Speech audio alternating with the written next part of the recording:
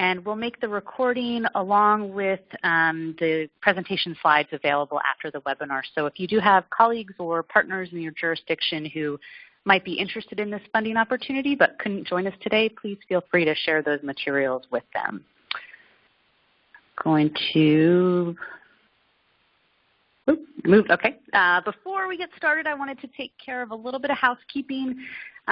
So as I mentioned, I'm the Food Systems Manager at the Public Health Alliance of Southern California. For those of you who are not familiar with the Alliance, we are a collaborative of local health departments in Southern California. Collectively, our members have statutory responsibility for the health of 60% of California's residents, and we focus on multi-sector policy systems and environmental change to improve population health and equity. So we've got a great presentation lined up today, but before we get started, I do want to just go over a couple of housekeeping items. First of all, we are keeping the audio lines open. So everybody is joining with an open audio line. That is because we really want to engage everyone in a nice Q&A and discussion session at the end. But because the lines are open, please do be mindful of any potential background noise and do mute yourself as appropriate, particularly during the presentation. And you can mute yourself either by dialing *6 on your phone or via the web viewer controls. And so I've got an image up there of where you can access that for yourself. And we've also got a chat feature, so if you do have questions that come up, feel free to submit them throughout as well. If you have technical difficulties, you can contact me through chat or email. I think everybody has my email. It's hcalhoun@phi.org. Moving along for our agenda, we'll have introductions and hear from everybody in just a moment, and particularly we're interested in getting a feel for whether folks attended our most recent working group meeting in March, along with sort of your background on this funding opportunity. So if you didn't attend that meeting in March, we're happy to have you, but I just want to know if we have people who might need a little bit more background than folks who already heard some of the context around the grant funding. Then we're going to hear from Sarah Dominguez of the Southern California Association of Governments on CalRecycle's Food Waste Prevention and Rescue Grant Program. And then we will have plenty of time for Q&A and discussion, and really want to hear from you and give folks a chance to talk through potential proposals. So as I said, we're going to be hearing from Sarah Dominguez, who we're very fortunate to have with us today. Sarah works on regional land use and transportation sustainability for the Southern California Association of Governments and previously worked on implementing the statewide Sustainable Communities and Climate Protection Act at the California Air Resources Board. Her interest is in the intersection of health justice and the environment, and that's what makes food waste and recovery so compelling for her. This is all thanks to this interest of hers is thanks to the seeds planted during a fellowship she had working with the U.S. EPA's Food Recovery Challenge. So with that, I'm going to hand the controls over to Sarah to give her presentation. So just a moment here. And Sarah, let me know if you should be getting a pop-up. Let me know if you have any issues accessing that. All right. Just loading up now. Okay, perfect. As we're waiting for this, could we go around with who's on the line? Oh, yes, I'm sorry. I was so eager. It's okay. You opened it up, but then we never did it. Yes, thank you for catching me on that. I'd love to hear from everybody on the line. As I said, if you have any background or if you're new to this group, and so if you could introduce sort of your jurisdiction, your agency or organization, and let us know kind of your level of understanding of this grant program. And everybody's line should be open. So why don't we start in the south of the region and move our way north? Do we have anybody from San Diego?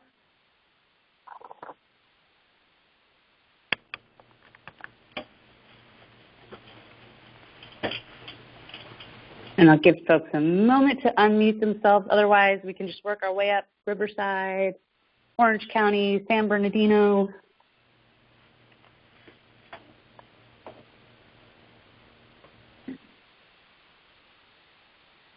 Or anywhere. I'm sure we've got to have folks from some of these areas, but anybody from whichever area in the region you are, please feel free to introduce yourself.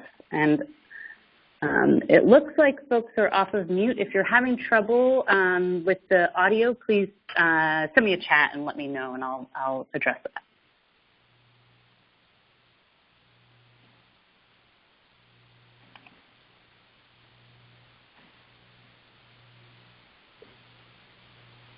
And Holly, on a technical note, for some reason that I'm not getting the pop-up to share my screen, even though we tried this out yesterday. I don't know why it's giving me issues now. So we might want to hop to having you share the presentation, and then I'll just give you a heads up to click through. That way we don't delay this.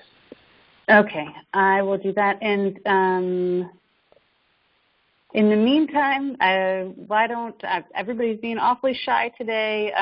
If you could please just let us know your name and agency at the very least, that would be helpful to get a sense of who all is on the line. All right, looks like I got control, so I'm going to start sharing. Oh, you did? Okay, great. Yep. Of course, once I say something, it starts working. That's the way these things go. So let's see. Can you see my screen now? You should be seeing my PowerPoint. Yes. I can see that. Yeah. Great. So I'll just give a little bit of background just in case anybody on the phone wasn't at the March 10th working group meeting. But essentially today what we wanted to do is dive into some of the requirements for the application in order to get you a better idea of how to prepare for it. And I'll update you on the timeline, but just so that you have it in your head, we're looking at, CalRecycle said about May is when they're anticipating to release the application, the notice of funding.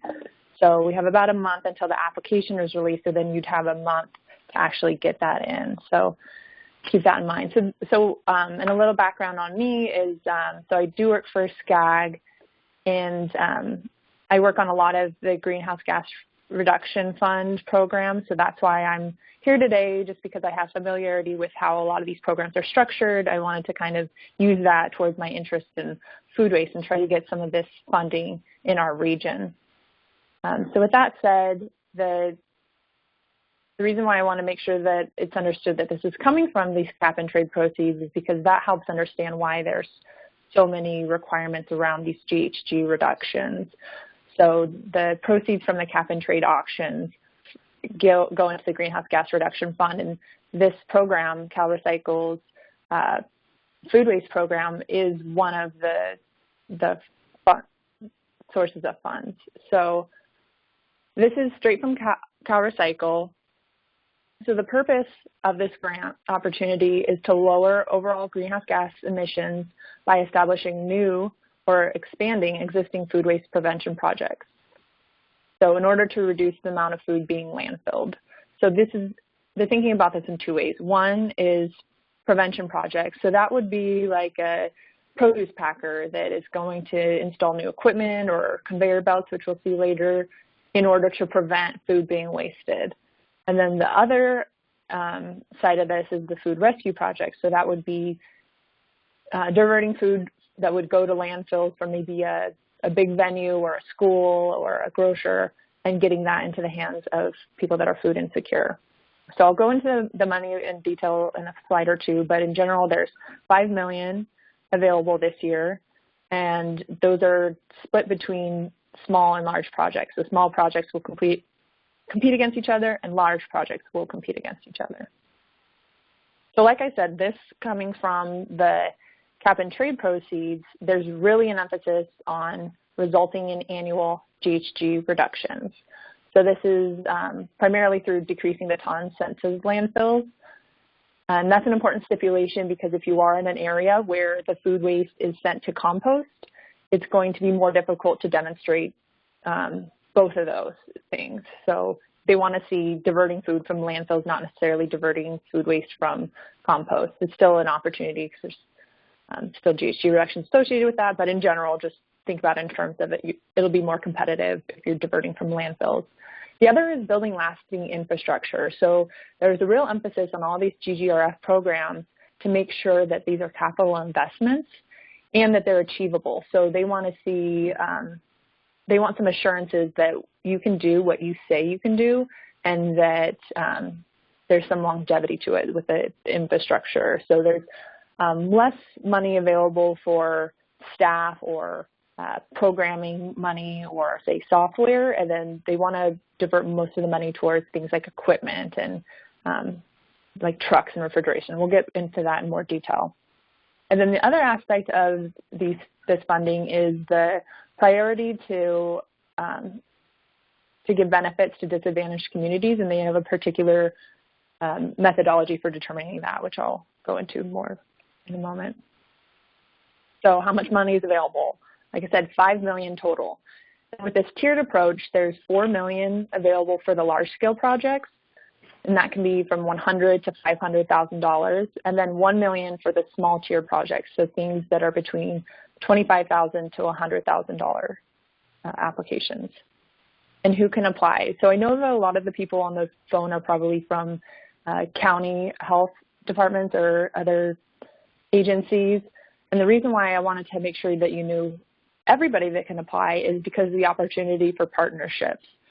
And so the way this works is each applicant, say if you yourself wanted to have an application, you can have 2, and then you can have up to 4 partners on each application. So for example, if you were interested in partnering with a grocer to provide them with bins for food donation and then have a truck that could come pick it up, that could be one application, and that would be your one partner. And then you could have a second application where you partnered with a nonprofit organization and maybe a school district or some combination like that. So there's an opportunity both to have 2 applications, which is interesting, especially if you're developing a new program and you want to have the opportunity to explore 2 avenues. Since the application isn't quite out yet, I don't know how detailed they're being on making sure that those are 2 distinct ideas or 2 distinct applications. But those are things to keep in mind, the opportunity to partner, especially this would be a good time to think about that and start having those conversations in advance of the notice of funding. So next, what can it fund? So what's eligible is being able to demonstrate rescuing food and distributing that to people. And then they really want to prioritize also whatever's remaining if it can be sent to composting or digestion instead of a landfill.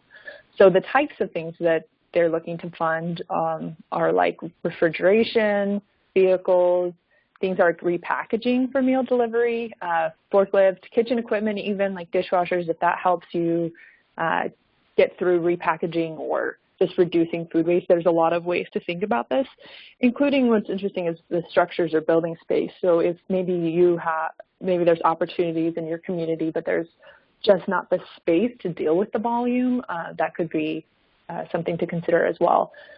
And then on the computer, hardware and software for tracking, there's a lot of software that's available, especially for like universities or people or venues that deal with large scale in order to like reduce by changing up how they cut or process their food when they're prepping meals.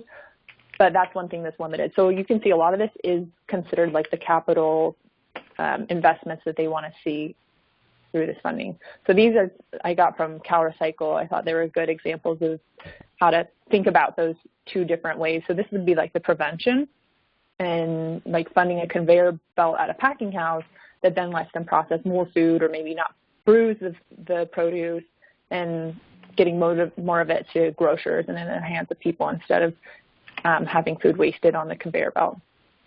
So that's one example. The other one, the food rescue, would be like taking food from a grocer, investing in refrigeration or maybe canning or some process like that in order to get more of the food in the hands of people instead of landfills as well.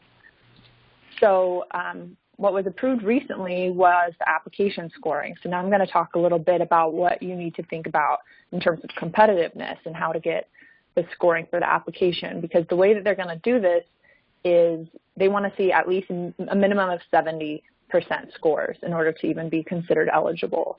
And then depending on the applications that they receive, then that's where they'll determine the competitiveness and compare the applications to each other. But so it'll be important to be able to score well in each of these categories. So starting with the GHG emission reduction, there's a tool for this. You don't, to be able to calculate what the GHG emission reductions are from your proposed project or program.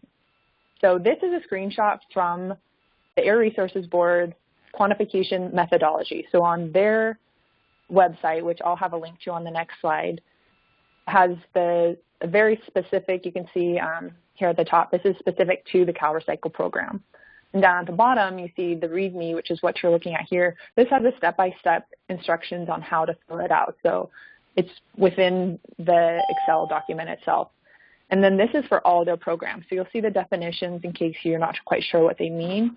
And then we'll go past the compost, the standalone anaerobic digestion, into this food tab. So this is, I'm going to show you on the next slide, this is where you would enter in what you estimate for your project. You would reduce in tons per year. And then it also has tabs for, it didn't show the pop down, but this is different equipment. Like say I know that the type of refrigerator that I'm going to buy, and it's 16 cubic feet, and this is the type of refrigerant, and I plug all these things in, and then I don't have the summary slide, but I'm going to go back to this just to show you there's a GHG summary. So by plugging in all the values here, it will give you your GHG reduction percentage. So there's a little bit of learning curve here just to understand, how to do it and how to do it correctly, but it's pretty straightforward in the steps and just walking through that. So that's how you would do the GHG quantification. The next category for scoring is tons of food. So they want to know how much you plan to reduce and where it will be accomplished. And not only do they want to know that, but they want some assurances that can happen. And this goes back to one of the earlier slides about how this program funding works. Not only do they want to see it, the capital investments, and for this to lead to food reduction almost immediately, be kind of shovel ready, they also want some documentation and assurance that you can do what you say you can do. So they mention specifically either a signed contract, a letter of intent, or other documentation that food will be available. And what they mean by that is if you say you're going to partner with a grocer and it's going to lead to 10 tons a week, have some sort of either agreement with them that says, from the grocer that says, yes, I intend to partner, and this is how much food I'm wasting a week, instead of, say, guessing and saying that, oh, yeah, I'm pretty sure that school wastes 2 tons a week. They want to see some sort of either quantification or just assurance that you're in the right ballpark with that. And the application hopefully will have some further guidance in what specifically they want to see in order to score well. But this is the guidance that's on the scoring methodology that was approved recently. And then the last one is community needs. So this is addressing the goal of these funding programs to also have co-benefits, beyond the providing food to people that are food insecure. But you can pick up additional points in a couple of ways. One is jobs. So does your application program provide jobs to people in the community? Does it provide training in terms of like a professional certification? And how are you doing outreach with the community? And then this has a multiplier of 1.5 for these benefits being provided to a disadvantaged community, and then additional 1.5 points for if you're diverting waste from a landfill that was in a disadvantaged community. So I'm going to go into a little bit more detail about what they mean by disadvantaged community, and this is specific to OEHA's CalEnviroScreen methodology, which takes multiple factors of both the pollution burden and the socioeconomic data of a census tract in order to give it a score. And disadvantaged communities are anything that's scoring 75% or higher in CalEnviroScreen, and you see that right here. So there's a map, which I can provide the link to, and the application will have direction whether they want to see it from CalEnviroScreen 2.0 or 3.0. They just released a new methodology, but I'm not sure if that's what they plan to use. So what you would do is go to CalEnviroScreen, type in your address, and then you can click on the census tract and get what percentage or how that's scoring in their methodology. So you could look at where you're planning your service area for your proposal, or if you have the land use information, you could check with this to see how you would score with that. So that's the DAX. And so the last thing I want to touch on as the timeline, and this is what CalRecycle shared last week, which is that the current tentative date for the notice of funds being available is May 2017, and then the application being due about a month after that. And then they'll review for about a month or two, and then award the grants in August. One thing that I didn't mention, but which they clarified for me last week, was how these funds are being dispersed, because that can be an issue for especially any community-based organizations, is that these funds are going to be distributed on a reimbursement basis.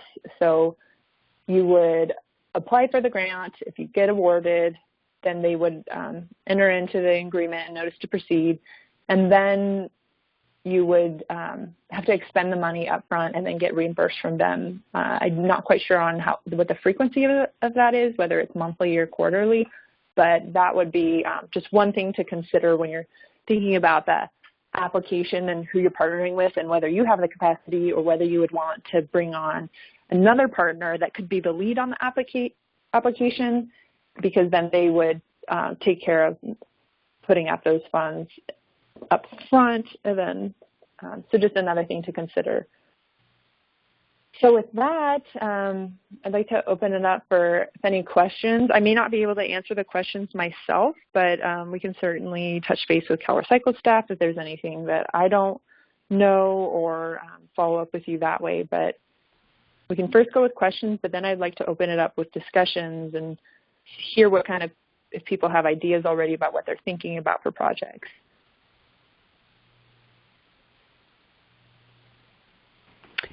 Great, and thank you for that wonderful presentation. Everybody, please don't be shy. I'm going to go through and make sure folks are off of mute. I did also put in the chat, there's a call-in number, so if you joined by your computer only, and you would need a microphone in order to speak, so you might need to dial into the conference as well. And again, that number is posted in the chat. So love to hear from folks, and what are people thinking? Are people considering applications, and if so, are you thinking about what partners to bring to the table, and what you might be interested in doing?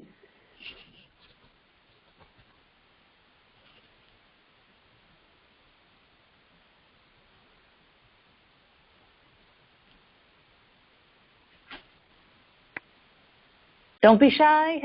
Well, so I'm wondering, we heard a couple of great examples from Sarah about for one was the conveyor belt, or putting refrigeration into a grocery store. Are people thinking about how maybe some of the capacity for funding infrastructure might help fund some projects that align with some of the policy systems, environmental change you're interested in pursuing in your counties anyway, that oftentimes I know a barrier can be the lack of infrastructure funding for, say, converting healthy corner stores or things like that. Is that something folks might be interested in pursuing through a grant funding opportunity?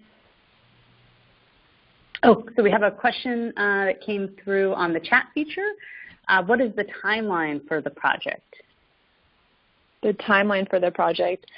I don't know if they've specified. Most of them it's through 2020, just because that's the terms of the cap and trade funding. So that's what I've seen for most projects. But I'm not sure if they have specified whether you need to commit to like a 3-year. I'm looking on their application right now that they released a couple weeks ago. Yeah, I don't see specific guidance as far as like how long it needs to be. Most of them are at least 3 years. So you need to have the program in place, but I'll make a note to follow up on that and get clarification. Okay, great. And so we can, again, it's a little bit, one of the tricky things with this grant is they haven't yet issued the RFPs, but we do, as Sarah said, I mean, they're really looking for shovel-ready projects. We want people to be as prepared as possible once that comes out. So that's something we can check on ahead of time, but also might need to look in the actual RFP for that kind of level of detail. Yeah, I mean, I know that usually like the hard limit is not to go past 2020 just because the program, if Cap and Trade doesn't continue, these programs will kind of wind down, and so they would want to be, giving you your last reimbursement by then. But like I said, I'll double check. And one other thing, I see that we might have another question, is that this is a brand new program. So they are somewhat, learning as we're learning and have gotten a lot of feedback from different stakeholders to develop this program. But when I've asked them, what are you hoping to see? What are your ideal projects? What's going to be competitive? And they say, we want to see, one, they want it to be oversubscribed. They want to have more applications that they have money for, because that gives them more kind of leverage to be able to advocate for this program in the future, that there's a lot of need in the state for this kind of funding. And so to be able to have another round of funding. So one, they want to see it oversubscribed, but two, they don't know what to expect and they don't know what is going to score well. So if you are a little unsure how you're going to do, please, we encourage you just to apply to the best of, your abilities, which you have resources to devote to this, because one, you never know, because we don't know who else is going to apply. And two, it just helps build the case for you having another opportunity to apply for this kind of funding in the future. So that's my pitch, to encourage you all to apply, even if you're a little unsure. That's great. And yes, we did have another question come in. How often are the programs reimbursed? So is this like a monthly, quarterly reimbursement? Yeah, that's what I'm not quite sure from CalRecycle what their plan is to reimburse for that. Whether they just told me that it would be reimbursement, but I don't know if they have clarification on whether that's quarterly or monthly, but I can double check with them as well. Okay, great. So we'll follow up, and we can send out an email with any questions that we're not totally sure on today.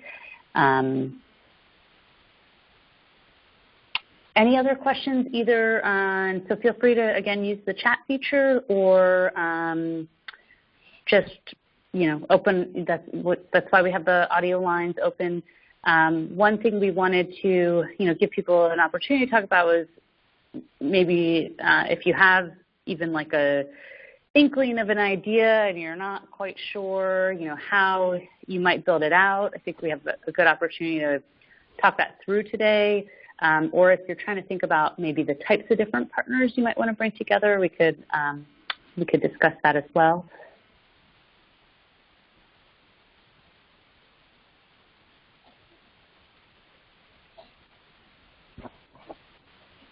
I'd be curious to hear, are most folks on the line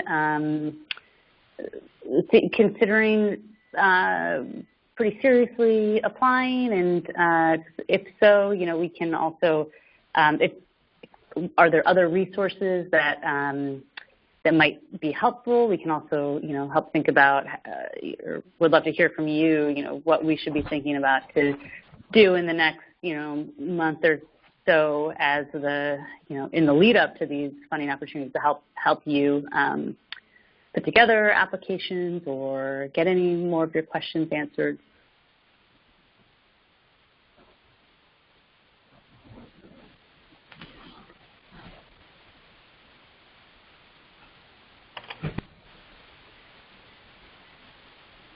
Yeah, because I would like to understand, too, if there are kind of certain, not necessarily roadblocks, but if you are thinking of applying, where you're at in the process, whether it's thinking of what you need in your community or what kind of things you have the capacity for, or if there's in terms of not quite sure how to go through the application, that would be good to know too, in case we could get, a little side working group together just to like go through, say, navigating CalVirus or navigating the quantification methodology, and maybe getting someone from ARV or CalRecycle that could host a more specific workshop like that.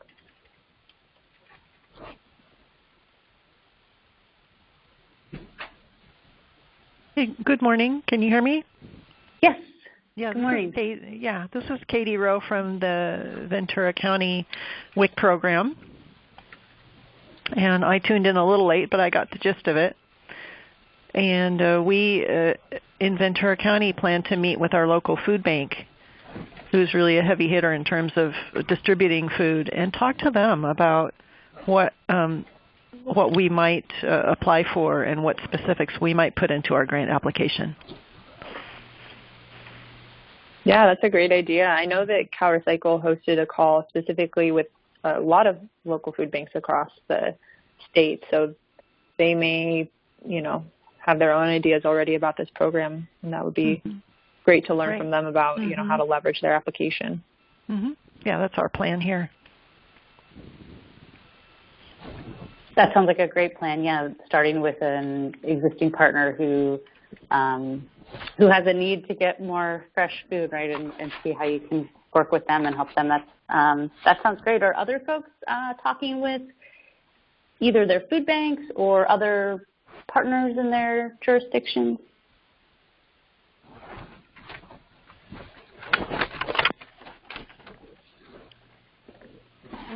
This is Shatima from Riverside County. And hi, good morning. We are interested in working with schools to try to reduce food waste. And so I'm going to have to go back to talk to the school food service and see if they're interested in putting in an application. Great. That sounds like another great partnership with a lot of potential for, especially with keeping food out of the landfill. We know schools, there tends to be quite a bit of waste in schools. I think it's to try to figure out the estimate for the gas reduction. Is that enough to kind of like have an estimate? Because I'm not sure if they have that information. As far as knowing like the quantity that they're wasting. Yeah. Yeah, to get the baseline data. Yeah. Yeah, I mean, that they might have that in terms of, so when I worked for the EPA on this, for the Food Recovery Challenge, we were able to understand, especially for grocers, like how much they were wasting, just because they have to pay by ton with the waste haulers. So it might be difficult to get the specific number for how much you'll be able to divert, but the school may have some information on the scale of food waste, just in terms of how much, if they have to pay per ton to their waste hauler. So they may have at least an estimate or of that kind of information. Okay. Another question is indirect allowable, indirect cost? What do you mean by indirect cost? Kind of like overhead? Yeah, there's some allowed for that, as well as for some for staffing. So what they don't want to fund is just for 30 staff people to go around and talk to people about food waste. That wouldn't be eligible. But one of the examples or case studies that we shared at the March 10th meeting was Fresno Metro Ministries that had partnered with one of the organics facilities grants in 2014. And what they did was essentially fund one staff person to be the go-to and develop a program working with the local universities or a local college in order to develop a food recovery program with their like dining halls and other facilities, as well as recruit volunteers on that campus to get them to help transport the food from the university to different food banks and outlets. So there is some opportunity to both fund the overhead of existing staff and program staff. It just is usually like a smaller portion of your total application. So when we were talking earlier, they were capping that at 15%. I haven't seen that specific number in the most recent eligibility and scoring criteria. So that may be the same threshold that they carry forward, and we'll see that again in the application itself. But what they were saying earlier was no more than 15% of your requested funding should be towards that kind of like softer indirect costs. Mm-hmm. Okay. Thank you. Yeah. And as far as the for estimating the greenhouse gas emissions from the school waste, I think did you mention at our March meeting that you've done a recent plate waste study with the schools? Mm-hmm. So I'm wondering if, so Sarah, do you know if you had done a study in a specific school looking at, food, like measuring how much food was wasted during a specific point in time? Is that something that could be extrapolated out then to make the case on your application? Mm-hmm. Yeah, that's a good idea. I would think so. I would want CalRecycle to clarify that, but essentially that's really specific data that's probably better than you would get in a lot of cases. So being able to extrapolate that per student over time, and then with whatever you're asking for in terms of infrastructure to be able to capture all of that, I would consider that to be documentation, but we would need CalRecycle to confirm. Mm-hmm. So I'm adding that to my list of specific questions to them. Okay, great. Yeah, we'll that would be the kind of project that they might be interested in funding. As far as the study itself? As far as trying to reduce food waste in the school? Yeah, reducing the food waste in the school. I don't know if they would fund the food plate study itself, just because that's more of like a planning or research use. Right. You might be able to use like a small portion just to kick off the program or something like that. But in general, these cap and trade, the GGRF funds are for implementation, not the like kind of pre-program planning, or they want to see you get off the ground right away. So, okay. But so having done that plate waste study already could be something to really help make the case that you've done the proper planning and are ready to hit the ground running. And so if you are, I would say also like one of the great things about this moment in time right now is that CalRecycle, since they have not yet issued the RFP, they can have pretty frank discussions with folks about potential applications and sort of what they're interested in. As Sarah said earlier, it becomes a much more formal process once the RFP is issued, though they can still definitely respond to things. But if you have like kind of a half vision of what you're thinking about doing and you're not quite sure how it meets the requirements, or if it's really something they would be very interested in, you can talk with them directly and they can kind of talk you through it a bit. Okay, that sounds like a good idea. Will that be in the RFP, the contact person?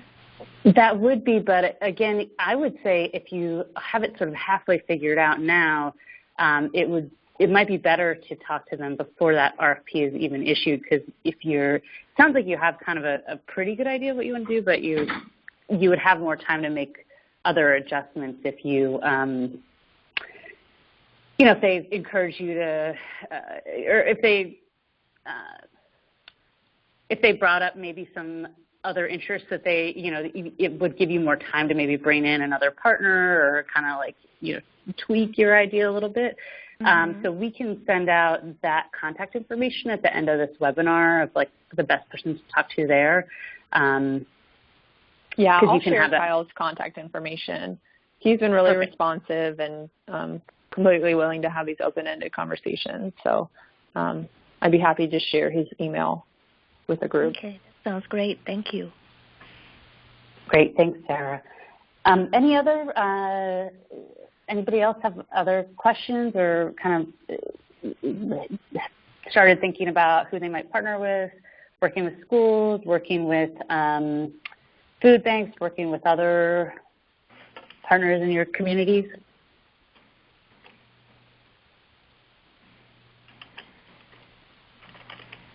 Well, one thing, go ahead. I was just going to share, so Holly and I were looking into trying to get two of the case studies that we found partners that had worked with applicants. In addition to Fresno Metro Ministry, there was also two facilities that got funded last round in our region in San Bernardino and Riverside. Unfortunately, I couldn't find specific enough details in order to share that confidently with you, but I can briefly summarize what one of them was partnering with Stater Brothers, and what they did was, and a couple of other partners as well from like the food bank and food rescue side, but putting in bins, like 20-gallon bins in Stater Brothers and across like 3 to 4 stores in order to get them to donate the food or have a way of just getting into like a grocer and having them have the equipment to be able to do that. And then the food rescue partner had the truck infrastructure to come and pick that refrigerator truck to come and pick up those on a regular basis. So that's the kind of thing a potential partner too, since grocery stores and like event venues can be really big in terms of volume of food waste, and it can be as simple as just getting the money to pay for the bins and getting the money to pay for a truck to come pick it up, and then either relying on existing volunteer base or a program coordinator. So that's the kind of project too that has been funded specifically with these funds.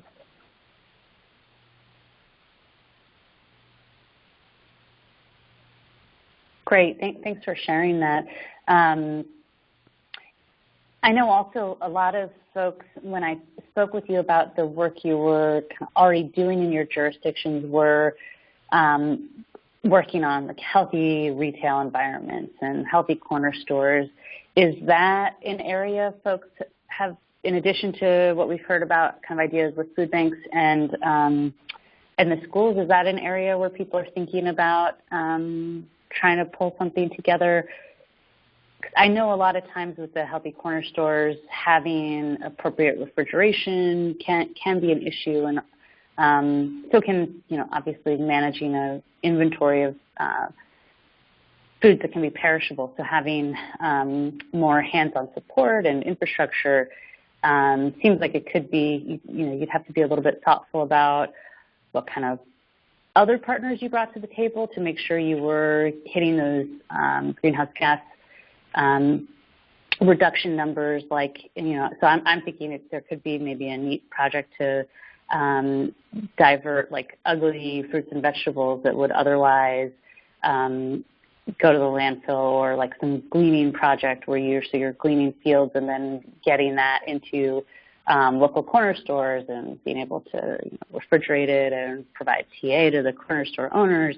I've seen a lot of examples of recently of like people building these whole brands around like ugly is beautiful, or and trying to create a whole another marketing line. And it could be then also a way of getting much cheaper produce because it was already headed for the landfill into those corner store environments, but it's still perfectly good and delicious food. So that's the kind of thing I've been thinking about. I don't know if other people have been thinking about something with corner stores or some other environments that we haven't heard about yet. Good morning. Can you hear me? Yes. Good morning. Good morning. This is Sylvia Lopez Navarro with Ventura County, the project director for the NEOP program here in Ventura. And as Katie mentioned earlier, we do have plans to meet with the food bank, which they're one of the biggest partners here that is on the food recovery side. But I'm really excited to hear that this might be an opportunity to also continue working with small retailers and corner stores. We have been working with small retailers for many years in 3 disadvantaged communities here in Ventura County, doing what we can to support the local retailers in bringing healthier food options to those neighborhoods.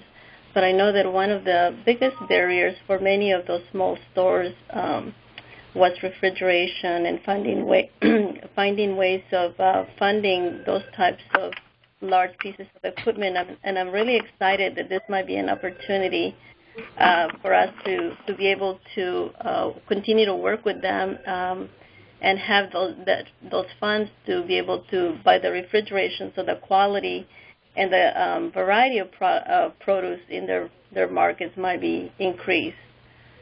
So we haven't been able to find many opportunities for funding to help those retailers in buying those pieces of equipment. So I'm really excited for the opportunity, and I was glad to hear that you said that there's a possibility of having 2 separate applications. So this might open doors for those types of projects.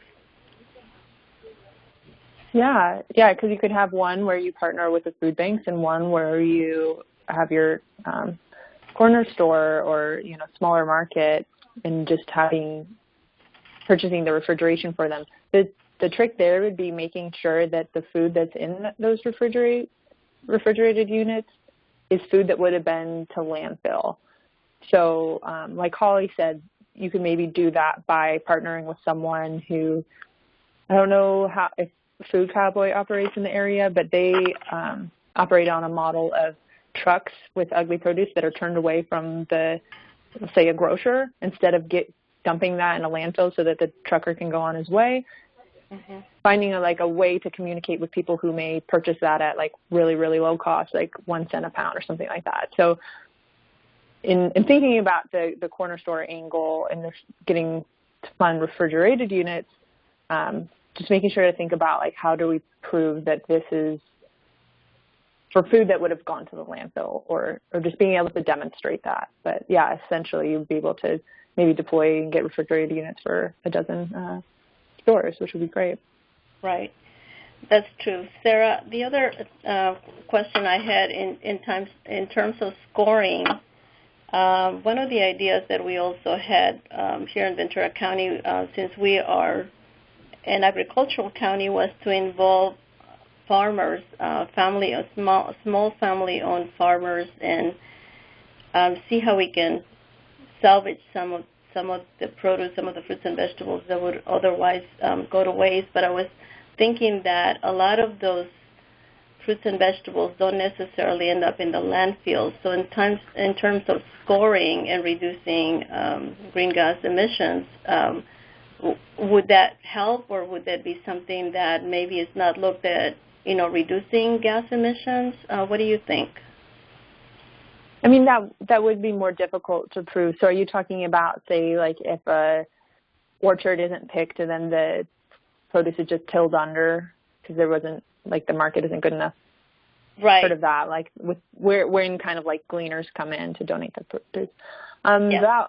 That would be more difficult to prove. They do have the food waste prevention, which is when they're talking about that conveyor belt option of how can we make it easier to get the food to market or just prevent waste along the way. But that's in terms of, at the packing house, and then that whatever gets bruised or damaged or unused would then go to a landfill. So I think you would have some challenges in that ARB quantification methodology and getting it to show the GHG emission reductions if you're not saving it from the landfill, essentially. Right. Yeah. Even though there would be public health benefits to that. Yes. And still getting in the hands of people for this program, it would be tough to make that pencil out. Right. Well, so we did definitely I'm wondering, are there,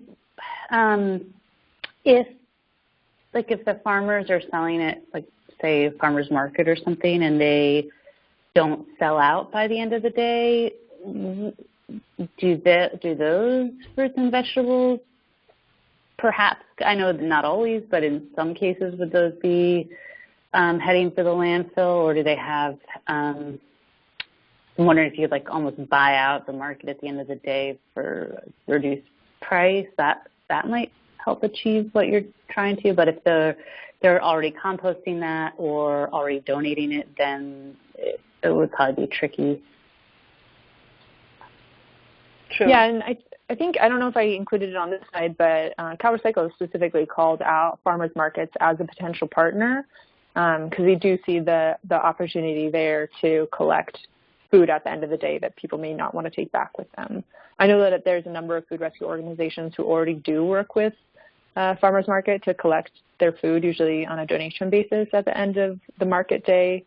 So that is a potential partner because a lot of that food does get sent to landfill if the farmer doesn't take it back and compost it themselves.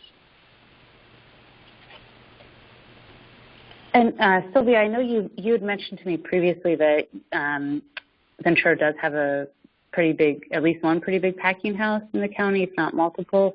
So that could be another consideration of figuring out like if the produce that is sort of destined for the landfill from the packing house, if any of that is usable. I don't know if it's being sort of taken out just for cosmetic reasons. Maybe that's another good partner that could maybe help like boost up the numbers too. And then since you can kind of pull together multiple partners, maybe there's a way of helping the smaller farmers, but also boosting the reduction numbers through bringing in a bigger partner. That's a good point, Holly. Thank you. Yeah, just an idea. Well, that's great. I mean, it sounds like there are a number of pretty interesting things out there people are thinking about. Does anybody else have something they've been considering that they want to share about or talk through a little bit?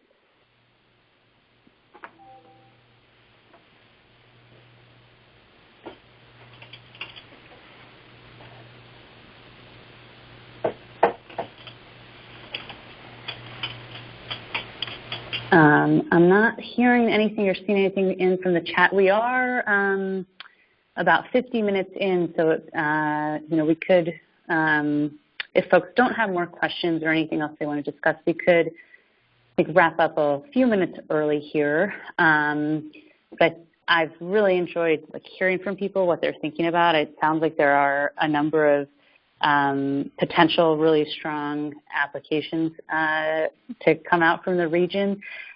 So we will follow up on those questions that were pretty specific that we didn't kind of know for sure. For those of you who have really kind of started to think through their ideas, again, we would encourage you to also take the opportunity to talk to us through CalRecycle, and we'll share their contact information. If there are other things that would be helpful for us to do to help you get applications in, we are definitely open to helping you overcome whatever obstacles you have. So please, when I send out that information, and I think everybody has my contact information, please let me know if it's, having another conversation with us, having more help getting in contact with CalRecycle, having another kind of just informational session, talk with other partners, like whatever it is that you need, we are happy to make it happen. But so as we are kind of wrapping up here, I just want to give one more moment if anybody else had any questions. And also, Sarah, I want to give you a chance if you had any final closing thoughts or anything you wanted to leave us with.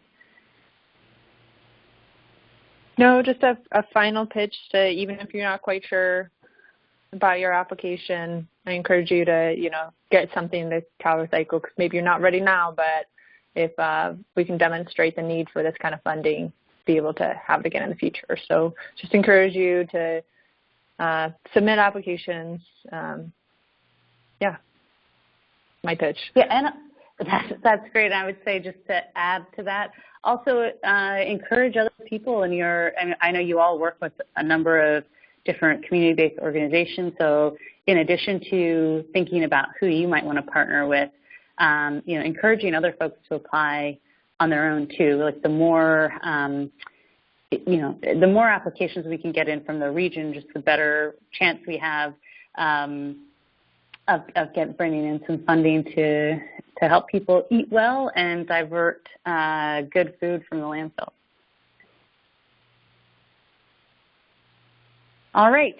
Well, I want to thank everyone very much for being with us today, taking the time out of your day. And especially, Sarah, thank you so much for all your research and keeping up with this grant program and really helping demystify some of the process here and make it easier for us to get in our applications. Absolutely. All right. Thanks, Holly. Great. Thanks, everyone. Have a wonderful rest of your day, and we will be in touch with the follow-up items, and let me know if you have any questions. Thank you. Thank you. Bye.